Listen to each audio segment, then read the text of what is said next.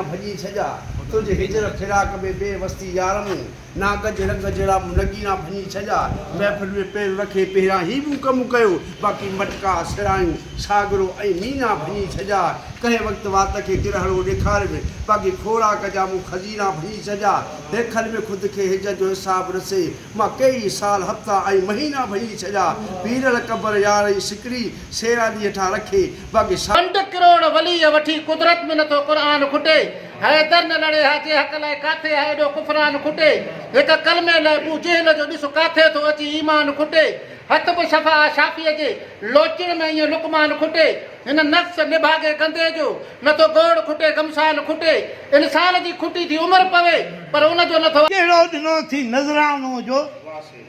न ॿारे सघां मां न विसाए सघां मां उहे गम ॾे जन खे संभाले सघां मां न पीरल हीरनि जो काफ़िलो खपे न पीरल हीरनि जो काफ़िलो खपे।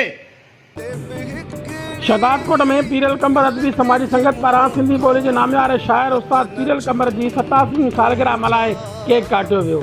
पीरल कंबर अदबी समाजी संगत जी मरकज़ी ऑफिस में मल्हायल सालगिरह तक़रीब कोरोना वायरस जे करे इंतहाई सादगी सां मल्हाई वई। उन मौक़े ते शहर जे सुगड़नि शाइरनि सिविल सोसाइटी जे माण्हुनि जुनैद अली सुमरो अब्दुल्ला शाह अतर वाह पंद्राणी ऐं ॿियनि सालगिरह तक़रीब खे ख़िताब कंदे चयो त उस्ताद पीरल कंबर हिकु फ़र्द न पर इदारो हो जंहिं पंहिंजी उताकता सिंध खे केतिरा ई बहितरीन शाइर ऐं सुगड़ ॾिना आहिनि। हिन चयो त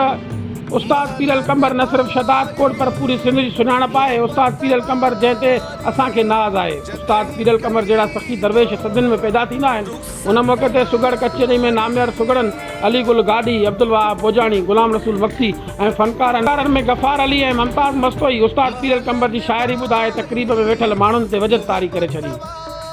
तीरे नज़र दे नज़र में ठके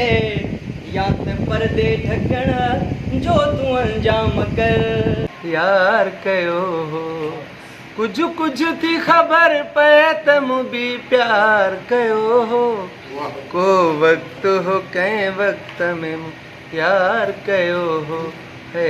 यार कयो।